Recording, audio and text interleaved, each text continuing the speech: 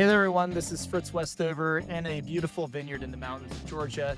And I wanted to take a minute to show you a few symptoms of some nutritional deficiencies that are common with young vines. So here at Virtual Viticulture Academy, we're really trying to do a good job with establishing vineyards, but sometimes, especially young vines like this one, which is just coming into its third year, anywhere from years 1 through 3, the root system is very limited. So it has trouble contacting some nutrients that are not moving with the water very easily, like potassium, sometimes even magnesium, things like that. So this is a variety known as Chamberson.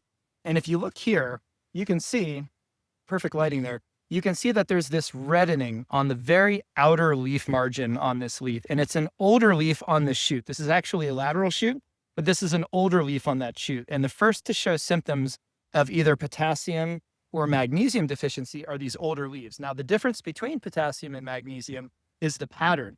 The best way to diagnose it is to visually assess it, but then send in tissue samples to the lab to make sure you're dealing with the right nutrient so you don't add the wrong fertilizer. This outer edge here shows potassium deficiency, very common in young vines. A lot of times they outgrow it, especially in soils in the eastern United States that tend to have adequate potassium and sometimes lower magnesium. Now, older vines or older leaves on a vine, come on down here. You'll see we have another section of the vineyard not far away where we're seeing a different symptom.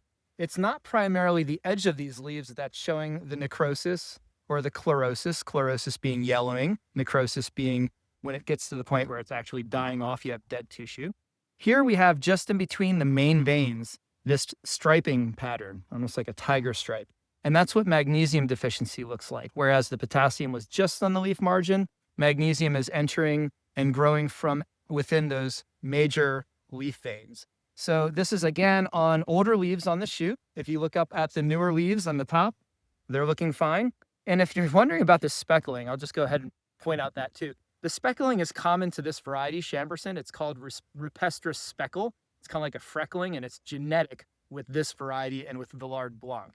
So that's what that is. That is not a nutritional deficiency. So we're going to assess the overall vine. If it's pale green, uniformly pale green, that could be nitrogen, that could be sulfur deficiency.